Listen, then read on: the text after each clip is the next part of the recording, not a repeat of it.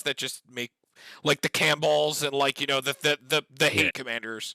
Like people loved that mana burn commander that came out. Like it's stuff like that. But I just think as a standalone, she's not doing enough for herself. And like the players can just choose to play a different way, or like if you're just playing against tribal decks, or like I don't know, like they still gotta draw a card a turn.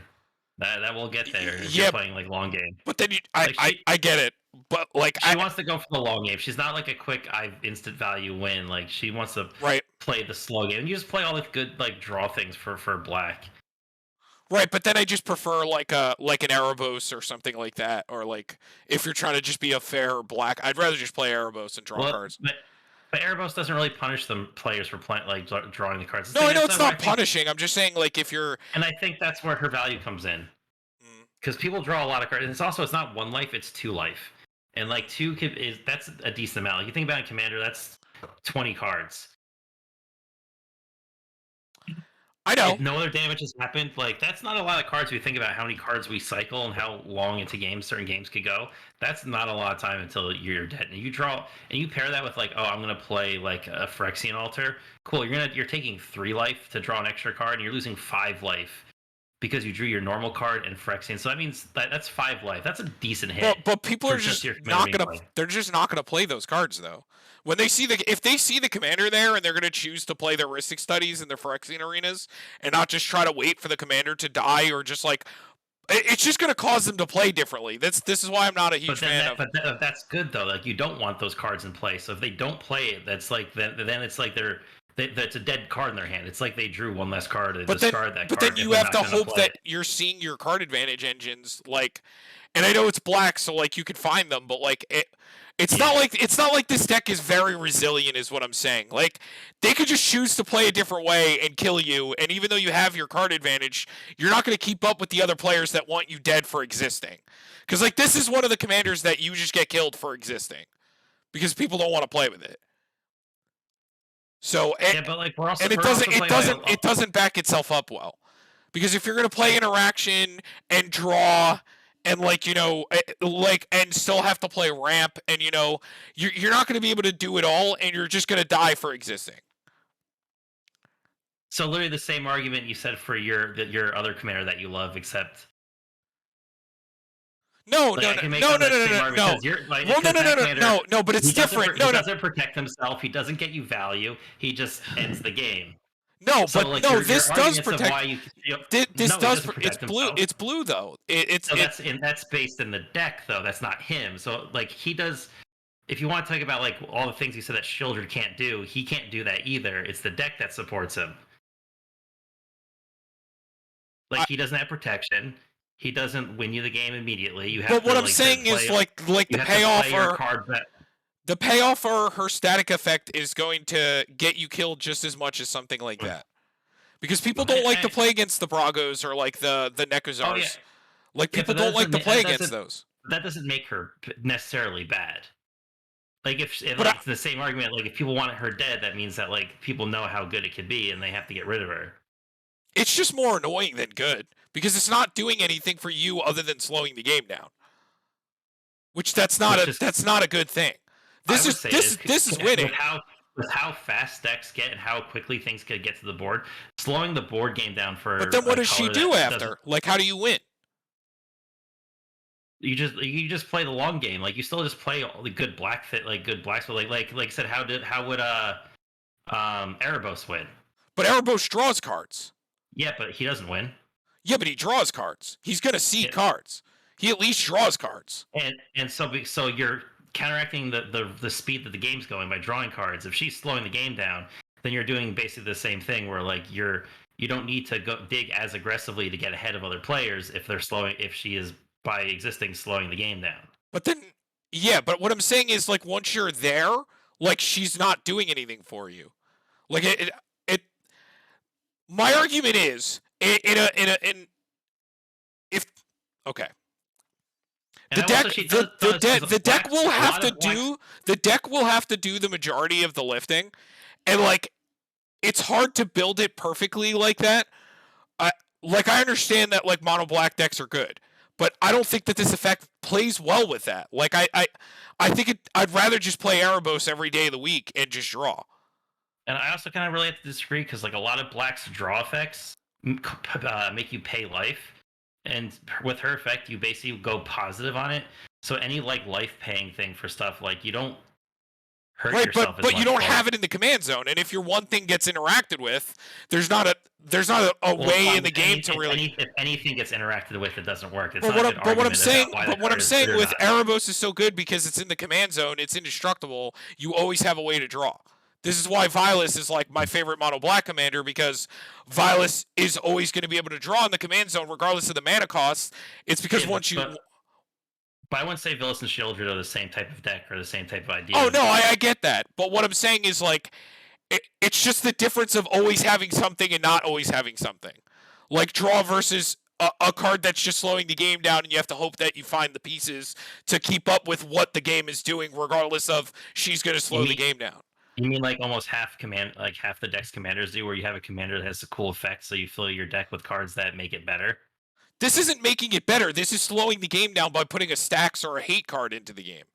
That's not But making. That's not. no, You don't play around her. You just play a pile of cards because she's slowing the game deck. You're not no, like. you play stuff around because all the good black, like all the But cards you're that just make gonna people play lose those life. anyway. Like you're just gonna play them Yeah, anyway. Like it's not but gonna like you're stop you from playing them. And black decks gain so much life. I've no, never I had mean like a single time. I've never had a single hard time for as long as I've played mono black. I've played it for like 4 or 5 years. I've never had a single hard time of gaining life back. Not a single time. And I've played Greed, I've played Argos Bloodfast, I've played all the things that lose life. It's yeah, it's never a hard time. Like it I know, and I played Yawgmoth for a long and time because we I'm have saying we have like Grave Merchant, which the helps a lot. the extra life gain in the command zone is not doing that I much. don't. I don't like. I guess I don't super care about the life game, but like we could just. But then also, if you really want to, we could pair it with the what's that artifact where you just pay the 2 life and you get to draw a card, which would trigger her technically again. So if you have a lot of mana, if you do a Cabal Coffers with that, you could just draw a shit ton of cards. What are you talking about? What card? The whenever you gain life, you may pay X, where X is equal or less to the life you gain this Oh turn. And draw that many yeah, cards. well, lost streams, yeah. So she goes almost infinite on that card on its own because you just go Cabal Coffers, lots of mana, and now there's there's an engine with her with a card, and you draw a lot of cards. Yeah, I get that, but like, And like and like just like we play that with my like what's my do where whenever I draw a card, I gain a life, and then opponent well, loses a life, or whatever. Quiz is very different though because you're first off you're an Esper, and now you're I think it's different because It's funny. you're drawing to deal the damage. So this is what I'm saying that's the difference. So you Peer into the getting to depths still draw kills an opponent. So what? peer into the depths does kill an opponent because they draw half their deck, and then they would take all the damage from every card that they drew. Also, while losing half their life each time. Look, you I look. I don't. I see a lot of potential with her, and I don't think she's like worse than like a Merfolk that has to taxing itself just to play another Merfolk. My problem is you're doing the life game. Like it's easier with Quasar because you're able to control your draws easier than theirs. Because unless you're forcing them to draw, which a lot of the time that's bad, unless you're killing them, and Peer is the only exception.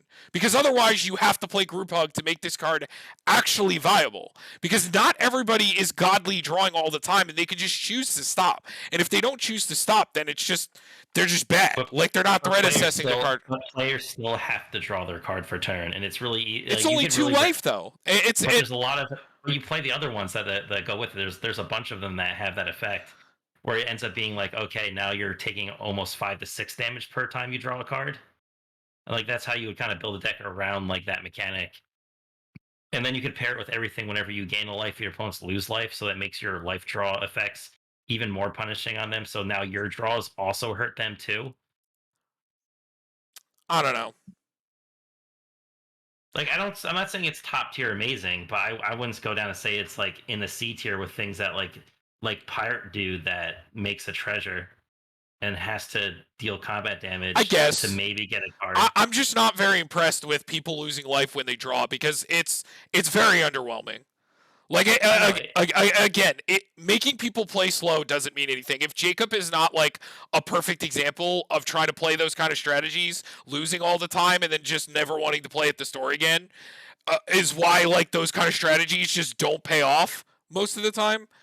Like it just you just die. Like you're just gonna die for playing the commander.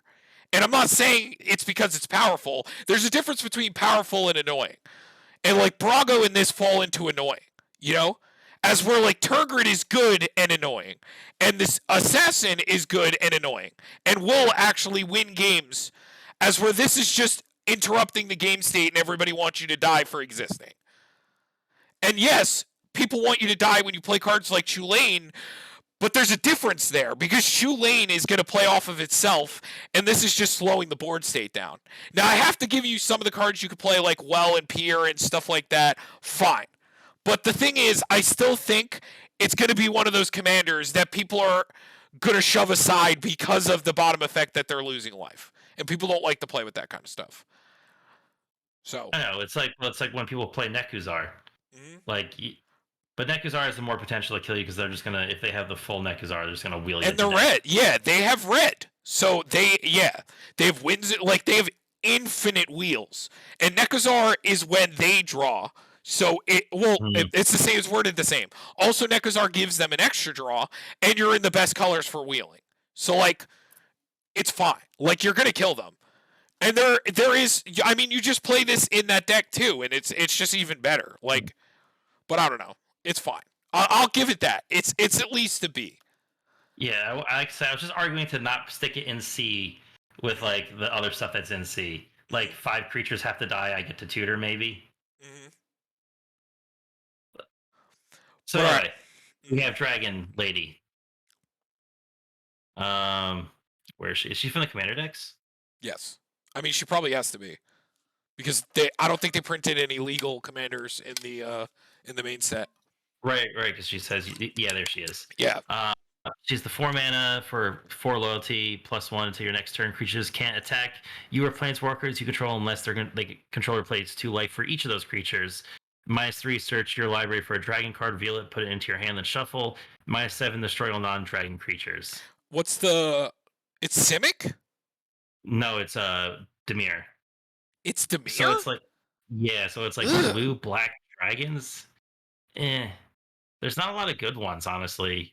This feels like something like you want in your main board because you could play it in -7 or -3 to find a dragon card in your like 5-color dragon deck. I think this goes to C. What do you think? Yeah. C. Let me just see what dragons they have kind of going around. I mean, there's a new ancient silver dragon.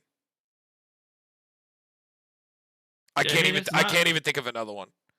The black one. Well, you know it's bad when 44% of them are playing Dragon Turtle and Skithrix because it's a dragon. Dragon Turtle. They play both Silumgars, Imrith. Okay, Silumgar. Okay. Judith, Brass Dragon, Astral Dragon, Ancient Silver Dragon. But like, you lose so much from not playing red. Yeah.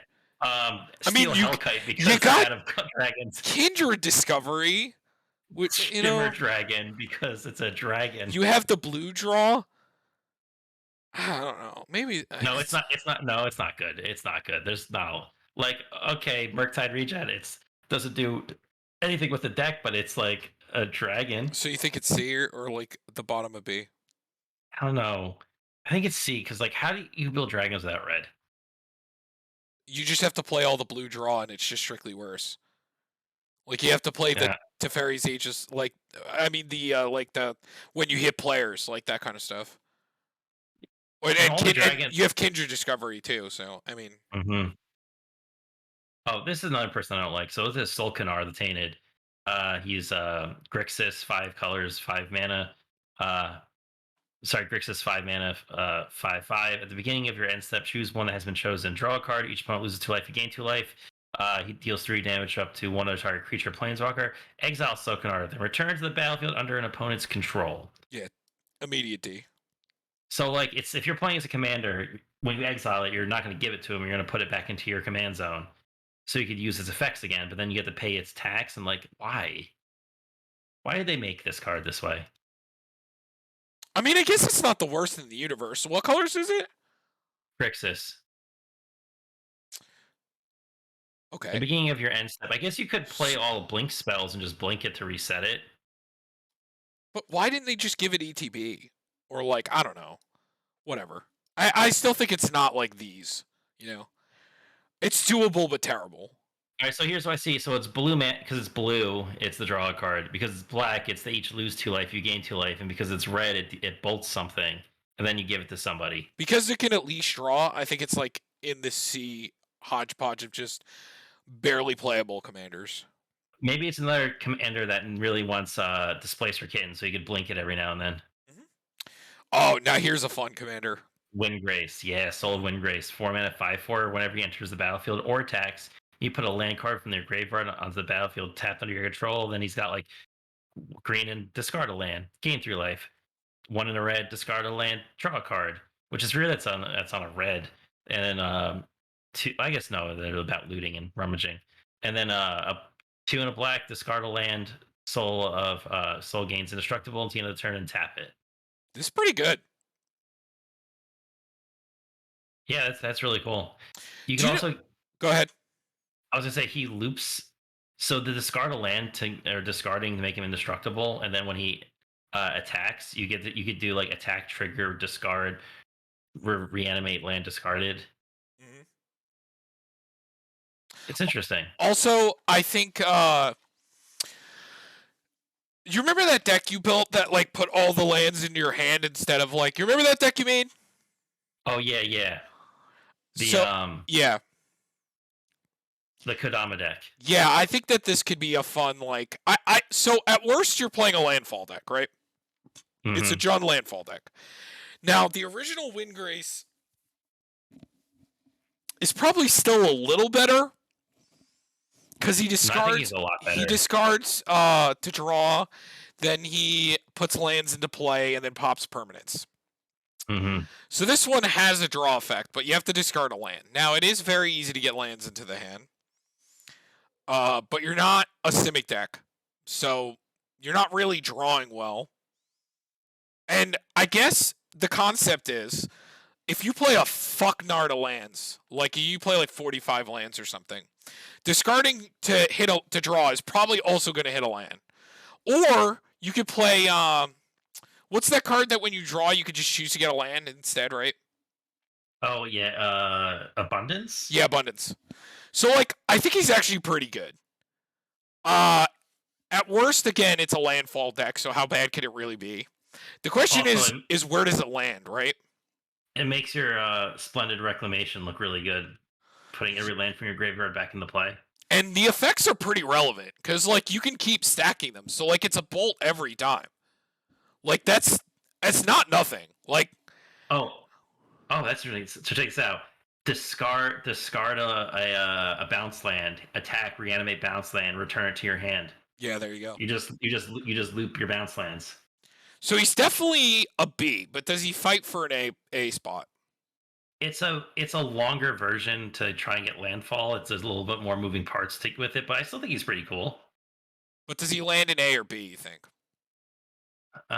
He does have good he has good colors for it. And I think they have made a lot of really good Gruul land related things. Like think of how good your deck has gotten.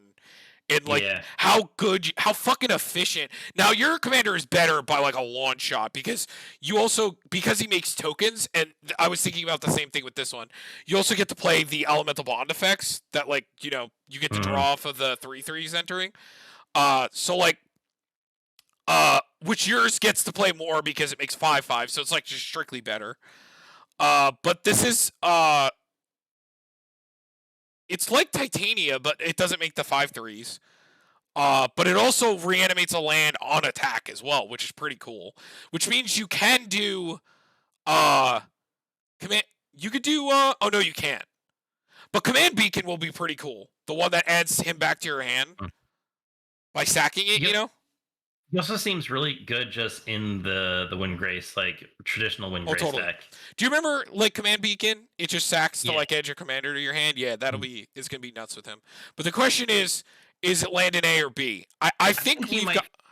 Go ahead. I Yeah. think he might go in A, like you said. I think we have enough land stuff that actually makes it like good enough, and even just discarding some really good like Hmm. just discarding because they give effects like drawing a card, and Hmm. I actually really like his ability to give himself indestructible, so he protects himself. Hmm. I could see a weird build with Morog and just trying to kill people and discarding lands and like attacking, putting lands into play and getting to reuse Morog. Oh yeah, yeah, You see what I'm saying? Because he goes, you give him indestructible, right? You play Morog. You attack, you put a land into play.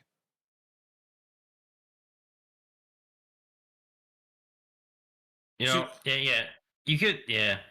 I'm also seeing another world where like there's those new fetch lands that the oh, that do it immediately? Yeah. yeah the ETB, yeah, and then you sit there with like a Titania. You're like Mhm. every turn pop pop pop pop Yeah. pop. No, I'm thinking that this has its own style of a land deck because Yeah, he's kind of like Borborygmos, but Borborygmos didn't have an activate. You just got to discard them, right? It didn't have like a mana cost, right? I think so. I think Borborygmos, like yeah, he was just discard to like bolt something or whatever. But I think yeah, I think he's gonna be pretty good. I still think Anyway, OG Windgrace is just slightly better though. yeah, he's a little bit easier to function. He kind of Hmm. functions a little bit better with himself because he Yep. puts it back into your hand. Anyway, we have Squeed, a dubious monarch, the Hmm. 3 mana 2/2 with haste.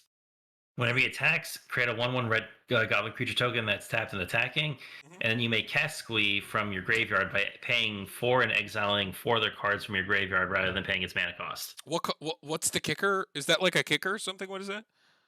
The so no, you pay it from you cast them from your graveyard by paying 4, well 3 in a red, and exiling 4 other cards. So you can cast them from graveyard, but like he doesn't really do much. And like even as a goblin commander, like he makes a 1/1 and he has haste. That's it. Bye, Felicia. Unless there's some weird like I'm janky gonna put him in things you could C do. just for goblins because he does he can't you can't just make goblins, so it's fine. C. Oh, this next dude. He's the dude that makes a Stang. copy of himself and Yeah. all aura and equipment attached to him. Yep. Stang. Yeah. Stang, Echo Warrior. Hmm. When he attacks, you get a legendary 3/4 token that enters the battlefield, tapped and attacking for each aura and equipment attached to Stag Critic token. That's a copy of it attached to Stang Twin. Sacrifice all tokens. Create this way at the beginning of the next end step. So basically, you get to like attack 2 people. Hmm. And like if you're going like tribal equipment and or auras, it's not terrible. I mean, you don't have white, which is kind of like I think the best for equipment and auras, but like enchantment based wise, like green does enchantments pretty well. And we have gotten some that one commander set that came out was it the Chishiro is the one that deals with like auras and equipment in like Mart and like Gruul. So they're trying to push more Gruul equipment and auras. I noticed. Yeah. We also have the like artifact like the ones that are artifact or they're equipment creatures too. So like they can double as like things to equip to too. So and there's a lot of Yeah, really good yeah. ones in green and red. So probably a C, right? What do you think? Uh, Yeah, yeah, Yeah. yeah. He has a lot of setup, but I think he works good for what you're trying to do. Mhm. All right, we got Mr. Orby Balls over here. Sten, Paranoid Partisan. He's 2 mana, 2/2. When he enters the battlefield, choose a card type other than creature or land. Spells you cast of the chosen type cost 1 less to cast. Then for 3 mana, you could exile and return to the battlefield under its owner's control at the beginning of the next end step. So basically, you get to reset what you want to do your reduction on. What is his colors? He's blue white Azorius, This which is a very blinky Azorius thing. He is also a reducer. it can make it instant sorceries, artifacts. Like I think it's pretty good. It can't do creatures though. That's the one thing. But Y- like you're What blue white, creature? so Yeah. What are you really gonna do? Yeah. Exactly. in But blue also, white. like having a commander from the command zone in blue white that makes artifacts cost one less, Yeah, and now you're you could playing an just almost go artifact. infinite with Sensei's top, right? You just get future Ba- sight. Yeah, future sight, and that does go infinite because it costs 0 from the top Why of your deck. why is new Joyra in C? The the new Joyra one? Oh, because Derek, you want to explain it again? All right, so let's just say you play Joyride right off the bat, right? You play your turn 2. It's like, okay, cool. So you're at turn 2, you played her. Turn 3, you get the tapper. You put 2 ingenuity counters on her. You put in a 2-drop artifact. So you're behind curve. It's turn 3, you play a turn. So she untaps turn 4, you tap her. Now you put a 4-drop artifact into play. But you're on turn 4, so you could have also just played an artifact a turn 4 at that time in sense. So it's not until turn 5 does she actually go plus what you could be counting for the turn. That doesn't mean that if you have ways to untap her and whatnot, sure, you get to have a little bit more fun with her. But then she's also only as good as the artifacts in your hand are. Yeah, and remember, like, she's not cheating in like a Blightsteel Colossus. Like, she's putting in like an Arcane Signet into a Darksteel, into a Solemn maybe, into like a good 5-drop, and takes 1.5 million turns to get going. And even if you're gonna play like proliferate cards to like cheat on her counters and stuff, then you're just like not making your deck like play well. You're just gonna want to play artifacts with her, and like she's not putting anything relevant in other than ramp for like the first like 7 or 8 turns unless you have a way to untap her. Yeah, you could stick a freed from the real honor and then like dump your Yeah, whole that's what I hand if mean. they're all artifacts. But Which there you go. That's like the again, dream situation. mhm, Because if you're blue, your ability to tutor for an aura card is is very impossible. limited. Yeah, It's either like you're drawing it or you're putting it like X from a the top. drift of phantasm or like a gamble in the red. Like it's impossible for this card to be abusive until like the insanely late turns. And like again, even if you choose to play like that blue thing that whenever you cast a spell you can like proliferate or whatever, like I don't even think that that's that amazing because like by that It's a lot turn, of it's a lot of setup for like not an amazing payoff. Like and at the time that you're gonna do it, you could just probably cast Blightsteel Colossus. Like also the other side thing, you're playing an artifact heavy deck. What's one good thing that artifacts are really good at doing is making playing a lot of yeah artifacts and yeah getting those all out like I making play them like an cost Urza deck. less, making Yeah. them cost less. And Yeah, like I play like an Urza deck where sometimes like I'll have Urza out on like turn 2 or turn 3 with like 3 more mana still to go. Like I have like 8 or 9 mana before I even played Urza. mm-hmm. So like, and then besides putting stuff into play, like she doesn't draw you cards. Mm-hmm. She's only as good as what's in your hand. Yeah, cheating artifacts into play is kind of a joke. Because they, like Derek said, like they put themselves in really well. Or you just put it in your discard bin, and you can cheat them in with better ways, like things that like Scrap Trawler or like it's more reasonable that like I don't know. Like, I just think it's really underwhelming. Like, I would just, if you're going to play a deck like this, I'd rather just play Braids or something else. Like, there's better commanders that cheat things in, or like Satori is like 100 times better. Like, I don't know. Or just play the other Jorah because the Because other Jorah honestly, just Derek, like, what's the lets you best case scenario? Like, what's the biggest thing you're putting in that's winning you the game? Like, a planar bridge, and you don't have the mana to activate it? Like a Blightsteel No, Colossus? probably like Blightsteel Colossus type things. Like, But that's it, right? yeah, and I guess you could build like, or you could do Like the what, kind of like Combustible Gear Hulk, or like, an you know, I'm egg gonna draw strategy. 3 cards, so they're gonna just take 4 damage. Whoa! Like I don't know. Like I'm just not a like I think you can play artifact strategies in red blue, but I don't think she plays with it really well. I wouldn't even play her in the 99. Like I think it's just slow. Like I don't think she makes a large impact. Like I'd rather play the mono blue one that just plays artifacts out of the graveyard. Like I think that that's just better. Like I don't know. Yeah, she takes time. Like maybe she'll be like a fun commander. Like she takes some Yeah, time to ramp up, but and you're again, just gonna be putting in some big even like if you big do artifact like creatures. even if you do like a fun But like even the other Jorah feels really good with that. ISO Scepter with reversal and Corridor Monitor. But like, again, that's only as good as what's in your Yeah, hand. that does nothing with her. Like what And does so that do with her? let's You put could just that play. situation out. Yeah, You could just you could just play that in anything. Two Yeah. lands, Isochron Scepter, Reversal, Corridor Monitor. That's a 5-card combo with your commander. So what else is in your hand? That lets you like, okay, you've dumped your what's left of your hand. But again, with the corridor, okay. But here's the thing, Derek. You can play that in any deck. That's not a Joyra Yeah, exclusive combo. You can play that in anything that has blue. and anything that has artifacts and like now I have infinite mana. Yeah, it's true. That doesn't make Joyra good. That just is a combo that works good because that's I do that in Urza, and it makes. We're not arguing so much. We're just giving her a point of like why we stick here and like she's just in a fair like C spot. Like She's just going to be a fun commander that people are going to try to put a duplicate out on like turn 5. Like, it's really not that impressive. And like, if you're just going to do dramatic reversal Isochron Scepter, you should just play Jace. Like, Jace is just better. He can tap or untap, or Urza. Like, there's much better options than Joyra. Or just play the original Joyra. She's like 100 times better. Or this guy. I think this guy's better. It makes everything cost less. You can make artifacts cost less, and you cast the Isochron and the corridor for 1. and then you could change what you need him to be able to do per turn. Yeah. Like, I still think you should. I still think Sten is okay. It is a bit of a mana to reset him, and you get him back at the end of the beginning of the next end step. So you don't get his benefits right away. You have to kind of like, okay, I'm gonna use artifacts to do some artifact things. If I want to instant or sorcery, well then I gotta blink him and wait to the end of the turn. And I guess you could just run generic blink, and like again, it's another deck. I'm going to say this where Displacer Kitten seems really good because you get reset him whenever you need him. This is why I bought a Displacer Kitten before it's like becomes a $30 card, because I think it's like $6 right now.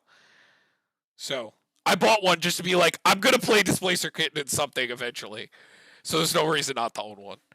But I still think he's probably like a B, or I think making like I told you with Sensei Stop. This is a Sensei Stop and one other like Mystic Forge, Derek, right? Or we have that new the reality chip, dude. Reality chip. Yeah, reality chip. Actually, I think this is pretty good. This might be an A for me. Just because of those combos. It's so easy to tutor Sensei Stop and Reality Chip in blue-white. Right? It's blue-white, right? And it makes them cost less? Mm-hmm. I mean, again, that makes Sensei Stop free. You understand that, right? So if you can also play ways to untap it, and like it's gonna be an artifact storm deck, right? Like it's Urza but with an extra color. You know? Yeah, it's basically. Well, I mean, it's different. Urza, let's not joke that Urza's like. Yeah, he's 100 times better, but but you know. But yeah, what do you think? A or B? I think because of the combos, it's potentially like the bottom of A. Yeah, he's got a lot of combo potential. The reduction cost is really good. Mm-hmm. We know how good that is when you make something costless, and it's because it has a lot of control over what you want it to reduce. I think that's where his powers come in. He's the opposite of Elsha, where this is the effect that makes them cost less, and she plays off the top. Like, you know, in Elsha, you need like something that makes Sensei's top cost less and you win. This one, you need the thing that plays off the top. So, which is about the same to tutor, you know, so it's fine. And these colors are very good at tutoring artifacts, so. Mm-hmm. Okay, your girl. My girl, yeah. Your poor girl. Patio is down to a 3-drop, 3/3. Land creatures you control have flying. Whenever a land enters the battlefield under your control, if you control 7 or more lands, up to one target land you control becomes a 3/3 elemental creature with haste. It's still a land. Permanently, right? Yeah. Okay. I wish that it gave like hexproof or indestructible or something, because I don't even like animating lands, but I think in a universe where, you know, a lot of people like combat damage as the majority, you know, as tribal decks are like the most popular in attacking and stuff like that, like I feel like she's fine. You're still a landfall deck in Simic, so it's gonna work. I probably put her in B. So, I mean, animating the lands is cute, and I think it's a fun thing. And I think that, you know what? Maybe she's a C. And that's crazy to say that. So you only get them if you have 7 or more land. I guess the idea behind it is like, hey, you're putting a whole bunch of lands that you're not using. Let's make them actually 3/3s do something. But they don't even have vigilance, so like when they attack, they get tapped, and now you're like, it's like attacking with them or using them for anything other than mana is punishing your mana base, which kind of sucks. I think it's the Or same. like it's funny listening to like either like some like seeing standard decks and like a new idea. It's like lands have become so important to not miss that people are going way up high and like hey, I'll draw a 6 land hand. I won't miss a land drop for 6 turns, and that will win you a game. And that's kind of scary that that's actually how it's like some standard metas are turning into, where like people will run like 50% of their deck base of their land base, or the deck is lands. Yeah.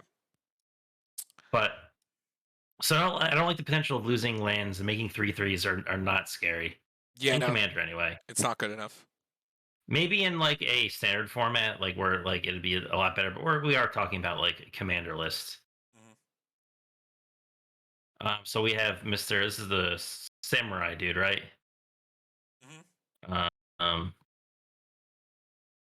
I I know what thought I, I know what he does. He's probably from the I commander forgot. deck. He's probably from the commander deck.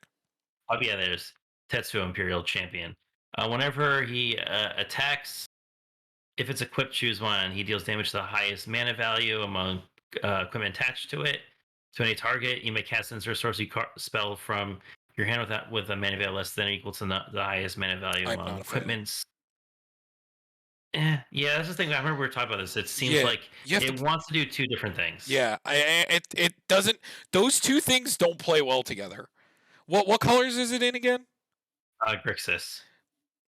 Okay, so like, all right, best case scenario, I'm casting a fabricate to tutor another equipment. Like, what is that really that powerful? I mean, you can also. I guess you could also hit like stuff like Profane Tutor, Ancestral Visions, and Inevitable Trail, the Wheel of Fate, like the suspend cards because they don't have a cost. Mhm. But like, it just seems okay. Like it's just weird. Like it wants to do two different things. It wants to be an equipment deck, but then it also wants you to have instant sorceries that you want to cast. I think it lands Maybe here. if your instance of sorceries are all like draw and artifact tutors, then it's like that's cool. And I guess that's why the effects are split up. And I will admit, just the top half of the effect deals damage to the highest mana value among equipments attached to it to any target. That could be pretty powerful. Do you think that lands it in B? Because, like, say, an Ember Cleave gets equipped, and now you're like, What colors is? Oh, it's Grixis, right? yeah, like, cool. It's like now I could do 6 damage whenever I attack. Or I'll do, like, Cauldra completed. And it does. You Or, do get to draw because of equipment because it's blue. So Mhm. I mean, all right. So he's got some utility. I think the You bottom just half is ignore going to the be. bottom half, yeah. It'll pop up randomly sometimes. Like, don't feel like you'd want to put into it too much. Mhm. But I get the idea behind it. So I get the idea behind his design is like you probably want to equip some equipment to him, and because you have to spend mana to equip, you get to play the other cards in your hand that aren't equipment that you wanted to play. And I would probably try to make them mostly sorceries in a sense because you want to be able to like get the effects that you miss playing. Mhm. But yeah, that's how I see him. Yes, and I agree. This guy. Oh, okay, yeah, that's I remember he was over here, I think. Um, I know. Nope, that wasn't him. The ever changing Dane. So he's Esper, 3/3, 1 man sacrifice another creature. The ever changing Dane becomes a copy of the sacrificed creature, except it has this ability. Eh. If you think about this in the Orzhov sense, right? It's not terrible,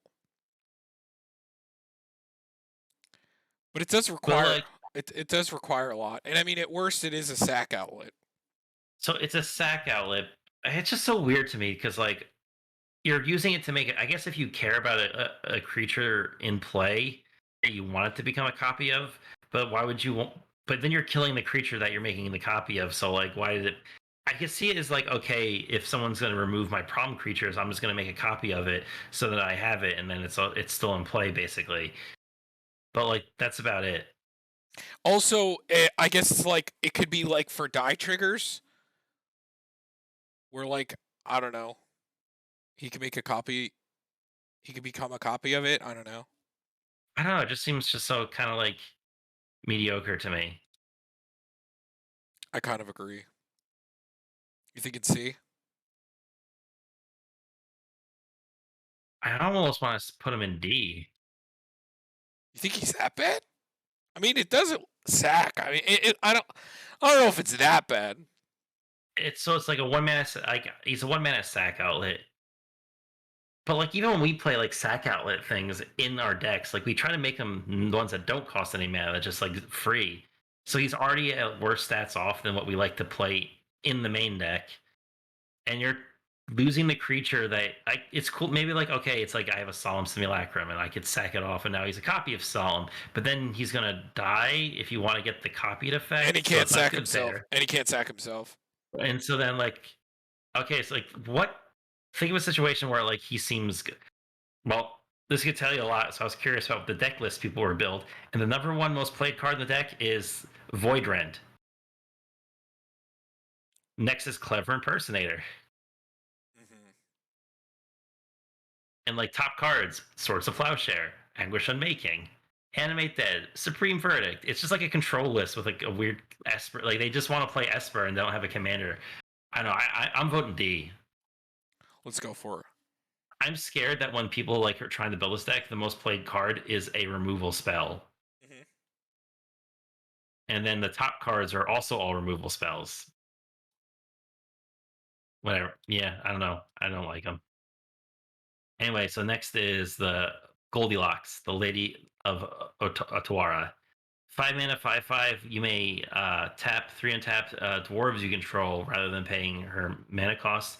At the beginning of each end step, if a land you control is put into the graveyard from the battlefield this turn, reveal the top 4 cards of your library. You may put in any number of dwarf cards from among them into your hit. Put the rest of them on your library in a random order. C. Yeah, it's dwarves. A lot of dwarves are old. It's like a weird land shenanigans thing, but like, It's a eh. horrible payoff for lands. Yeah, you find dwarf. Now, No, this let me guy read her though. again. Let me read her one more time. At the beginning of your end step, if a land, it's a land you control. So it's not even like a lot of the dwarves that like, there's some dwarves that destroy your opponent's lands too. Hmm. So you don't even get the if they got the trigger from that, that would have been way cooler. No, screw it. She's not that good.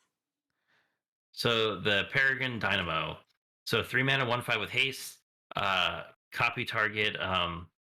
Copy target activated or triggered ability you control from another legendary source that's not a commander. You may choose new targets with a copy. Hello, Lithiform Engine. Hmm. Um, so he only copies legendary effects. So you need to run a legendary. Deck and So colorless. your colorless legendaries. I mean, you get some planeswalkers. Maybe like Eldrazi triggers you could copy if they're the legendary ones. I feel like that's rough for colorless, but he's really good at the Yeah. 99. Yeah, if he's in the 99 of like another deck, that seems really cool because he also has haste, so you get to use him right away, and that's really good. I think he's a C though, but as a standalone, Yeah, yeah. just There because. isn't enough colorless good legendary effects that like matter. Well, there are good ones, but just I don't think there's a mass in it. Yeah, exactly. The Raven Man. At the beginning of each end step, if a player discarded a card this turn, create a 1/1 Blackbird creature token with flying, and this creature can't be blocked. 4 mana, tap every opponent. Each opponent discards a card, activate and lose a sorcery. No, can't block. Sorry, oh yeah. This creature can't be blocked. Each opponent discards a card, activate and lose a sorcery. So it's a discard deck. But like, I consider this But a it's pretty bad payoff. yeah, getting 1/1s aren't scary. I think that's a C. I mean, discard decks are already like targeted and And like here's where it makes it even worse. It's at the beginning of each end step if a player discarded a card. So you could discard 7 cards from every opponent. You get 3 birds. yeah, I don't like it. I mean, it's no tiny bones. Hmm. So we have you, Mr. Fighter Boy.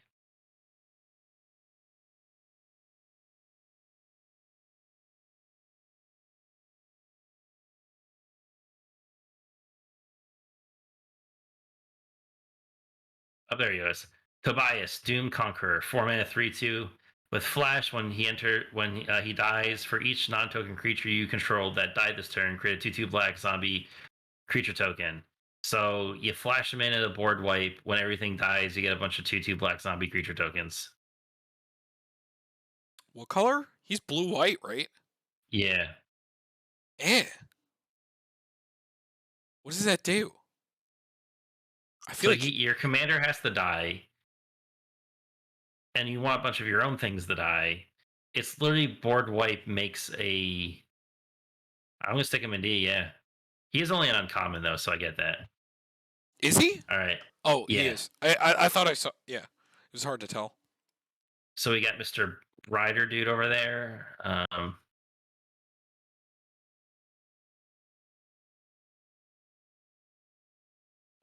Tori Dievin Fury Rider. 4 mana for a 3/3, vigilance and trample. Whenever he attacks, all other attacking creatures you control get +1/+1 at the end of the turn. Other red attacking creatures you control gain trample at the end of the turn. Untap each other white attacking creature you control. He's only uncommon, and it's just like creatures get bigger, creatures get trample, white creatures basically get vigilance and untap. It's not like total garbage. He gives his effect because that's what he has. So he has vigilance and trample, and it's basically what he's giving to creatures. So if you're running a lot of red white creatures, then they get both effects. Mhm. It's not bad. Seems good if like you have an assembled a legion, you made like a whole army of like red white stuff. Could be worse, you know. It's for an uncommon. It's serviceable. I think he's like mid tier C.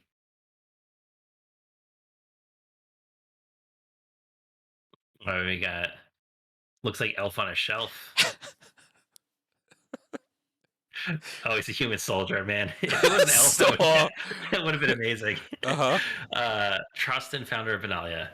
So 7 mana for 7/7. When he enters the battlefield, reveal the top 7 cards of your library. Put any number of creature and or lands from among them into your hand. The rest of the bottom of the library in any order. When he dies, create 7/1/1 white creature. So Oh, I creature remember this guy. token. Yeah, this guy. Yep. So he has some shenanigans with like reanimation with like the Nim Death Mantle, Mhm. right? Yeah, no, there's gonna be combos with him for sure.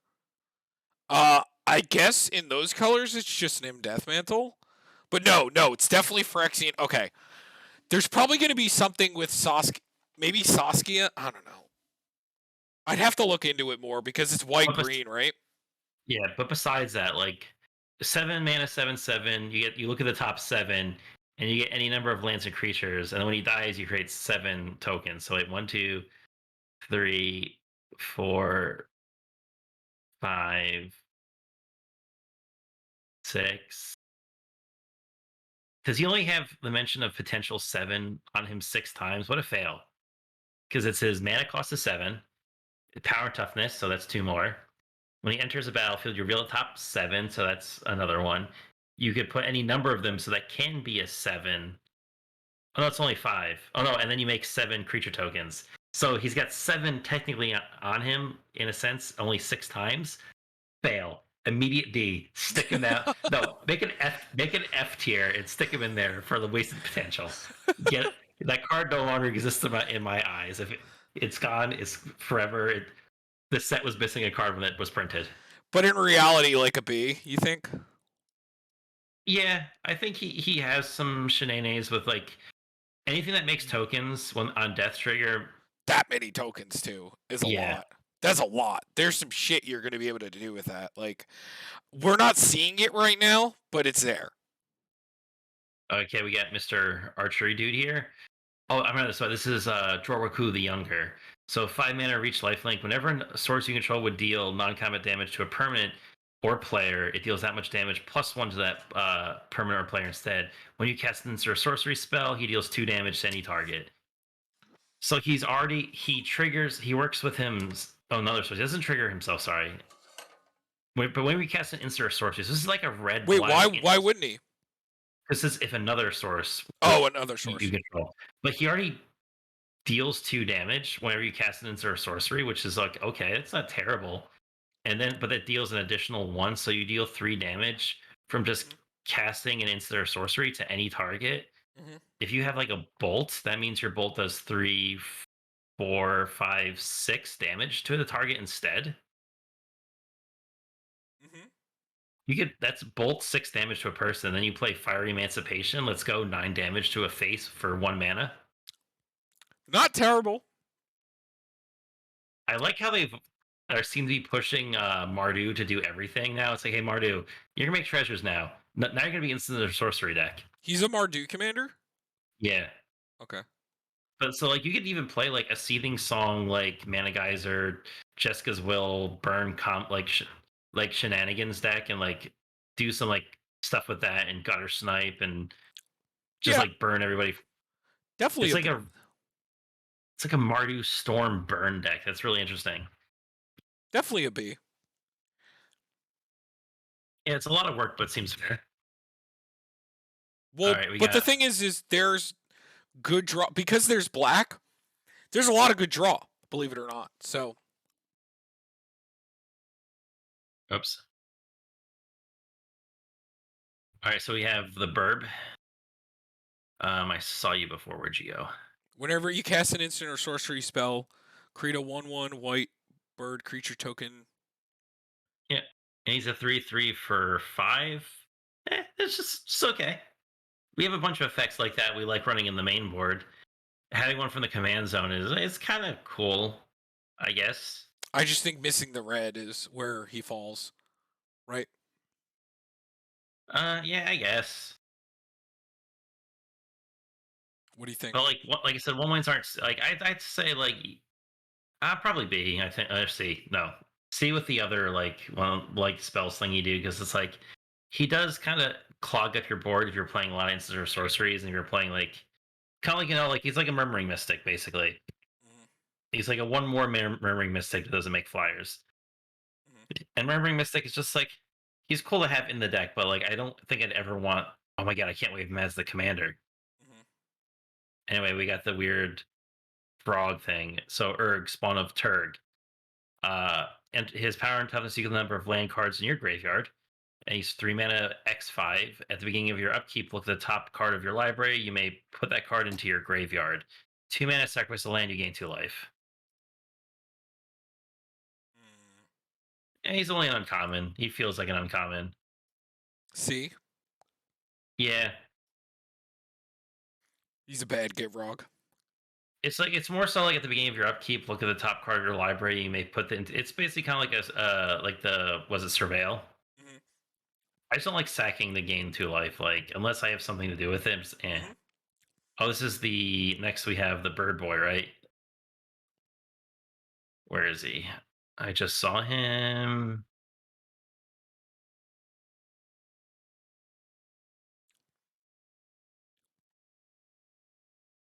There's flying death touch and lifelink. I realize he's just an evolved form of vampire dickhawk. 3 mana, 2/2 flying death touch lifelink. It's pretty Whenever you good. activate an ability that isn't a mana ability, if life was paid to activate it, you may pay that much life again. If you do copy it, you may choose new targets for the Oh, copy. right, I forgot about this guy. I think this guy's gonna be good. So fetch lands, pay 1 life, search for a land. Greed, Argos Bloodfast. It's nice because you don't have to pay the mana for them, which is it's pretty nifty. Wait, is it? How's it worded when you activate an ability? That isn't a mana ability. If you paid life for it, so Only like abilities though. yeah, So like Vilas. yep. You copy Violet without having to pay the black. Uh, you pay like Chainer, Underworld Connections, Mhm. um, There's that one that Greed, there's that one that you pay a black to make a black. Razaketh. You copy Razaketh's ability because the payment is sacrificing. So once the ability's on the stack, you pay the life and it Mhm. triggers. So Or he's definitely a B, but does he land an A? I don't know because thing is you have to build a lot around what he's doing, and that's the thing about a lot of these effects that you pay life for. A lot of the effects just you could do on your own. There aren't that cost heavy to do, and it's like Mhm. It's like, okay, cool, I could pay this again and not have to pay the life this one time, but like I don't know, it just seems okay. I think he lands around Shieldred in B. Yeah, well, he's got some cool stuff he can do, but Mhm. ah. Almost done. 5 more. All right, so the next one is looks like a Demir Fishy Boy. Mhm. You're fishy fishy. Where are you? Nope. Oh, there you are. Voldarian Desecrator. So 2 mana, 1/2. So I realized that this whole set has a whole bunch of 2 mana uncommon legendaries of one of each color. Yep. And so it's just draw a card, then discard a card. If you discard insert sorcery card this way, each opponent loses 1 life and you gain 1 life. Then 2 mana, sack him. You may cast target insert sorcery card from your graveyard this turn. If that spell would be put into your graveyard, exile instead, activate only as a sorcery. So it's okay. So he lets you a little bit of setup in your graveyard. Then you get to use him as a Snapcaster Mage. Yeah, and worst comes to worst, the drawing and discarding you could win with. So Yeah, looting I is definitely pretty nice. I definitely consider it better than the one that puts ingenuity counters because drawing, Yeah, yeah, looting is just strictly better. because finding good stuff, dumping. You also could run some weird like, well, not weird, but like some fun instances where you're like, oh, I'm gonna dump a creature and reanimate him. Like you also could just be a reanimation commander that lets you loot from your hand for not a lot of mana, Mhm. and you keep doing it, and then you could always just leave that mana open if you do hit an instant or sorcery to be like, I'm gonna not surprise you. I'm gonna sit with this here, and I'm gonna tell you no. Mhm. And he's because he doesn't cost a lot. Like it's not the worst to just replay him and do it again. Mhm. Oh, we have Miss Queen Bee here. I Uh, hate this card. Ixra the Golden Sting. Have you seen the tokens from it? No. Oh, they are ridiculous. I look up her tokens real quick. So she is 3/3 flying haste. Whenever the Golden Sting attacks, put an egg counter on uh another target creature without an egg counter on it. When that creature dies, if it has an egg counter on it, draw a card and create a 1/1 black insect creature token with Is it flying. this? Yep. Oh my god, that's fucking hilarious. At least I think, unless somebody modded that one, or but that's the token that I saw. I'm like, is that her token? Okay. But D. so yeah, it's just okay. Interesting. I think she's a D. She dies to make a 1/1. That's No, it. when the no, when the creature that has an egg counter on it dies, it makes a 1/1. But it's only when she enters, right? No, when she attacks. When she attacks, you put an egg counter on something that doesn't have an egg counter. When a creature with an egg counter dies, you get a 1/1 insect. It's still not great. Still C.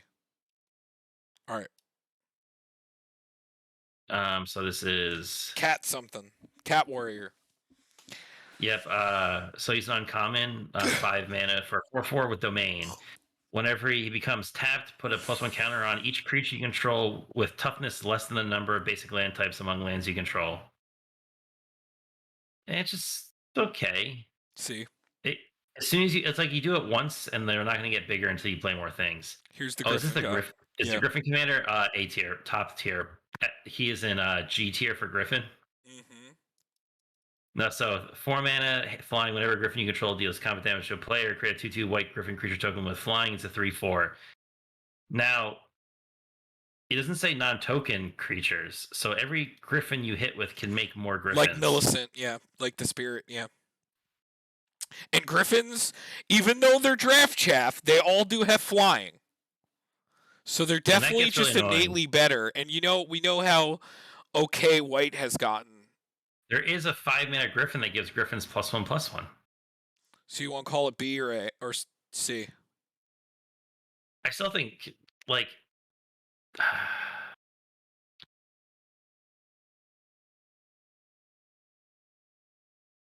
mm, I don't know. I can see this being really cool and really powerful, but then also like being really bad because Yeah, like two it twos in is the air, White. like it can get really wide really quickly, Mm-hmm. but then it could also not. I don't know. I feel You have like to attack every you're turn. always gonna have somebody to hit. Like it's not like everybody's gonna be playing dragons at the table. True. And then like it is in the air, so it does have some evasion. Mhm.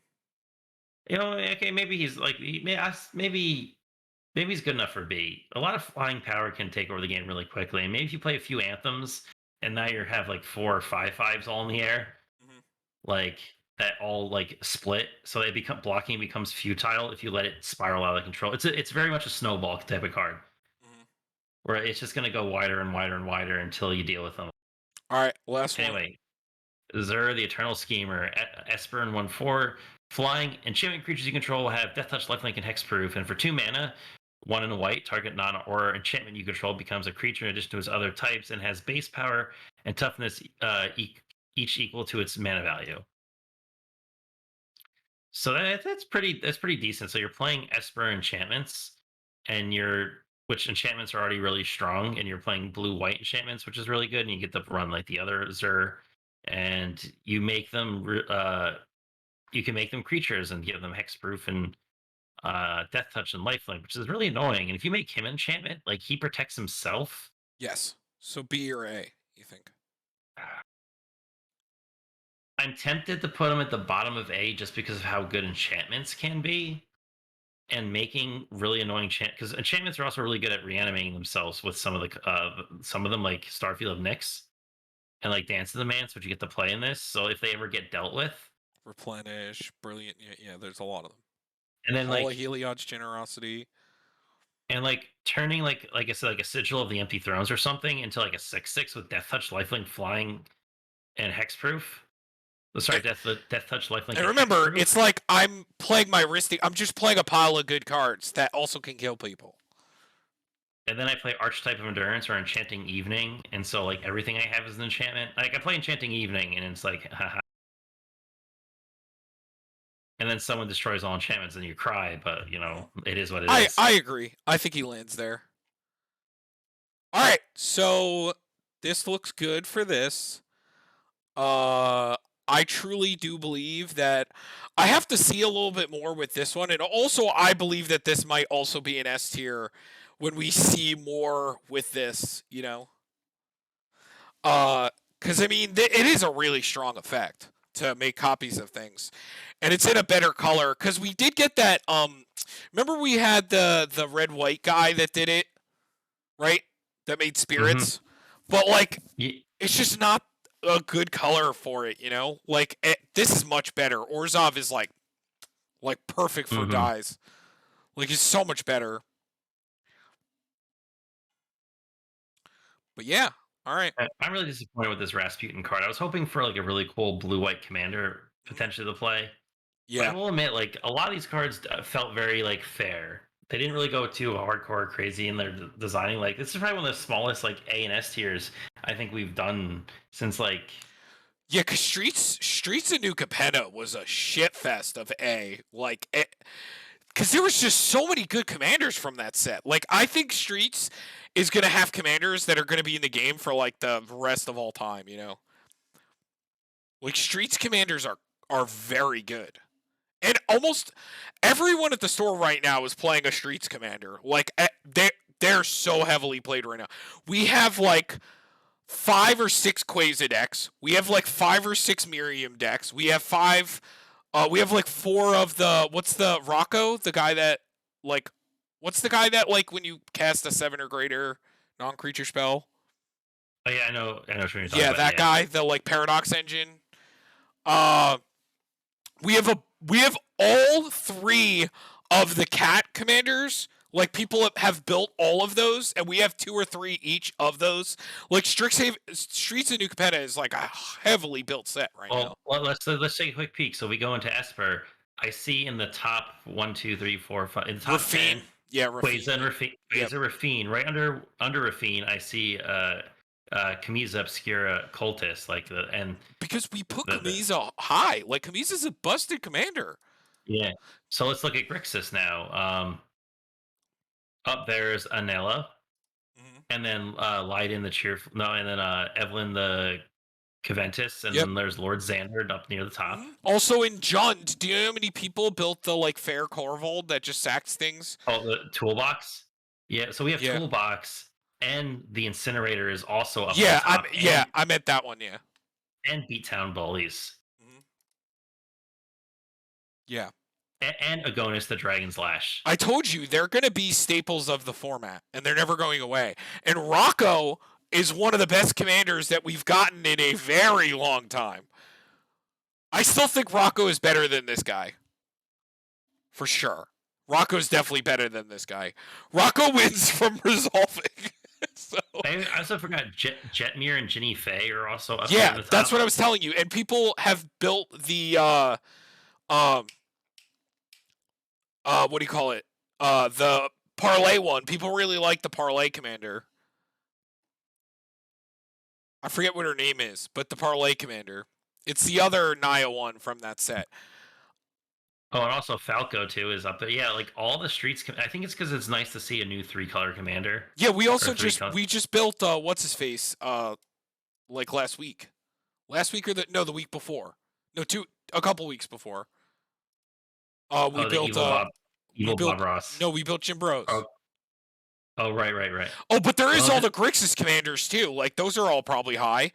Angelo, the one that targets all players, and Cormella, like those are all busted as shit. And hello, Evelyn, the covetous. Yeah. There's Lord Xander. They're all up at the top. Do you see Stormvald? No, Stormvald. That wasn't streets. That was. Oh, that was that was a street. That was the D&D set. Yeah, you're right.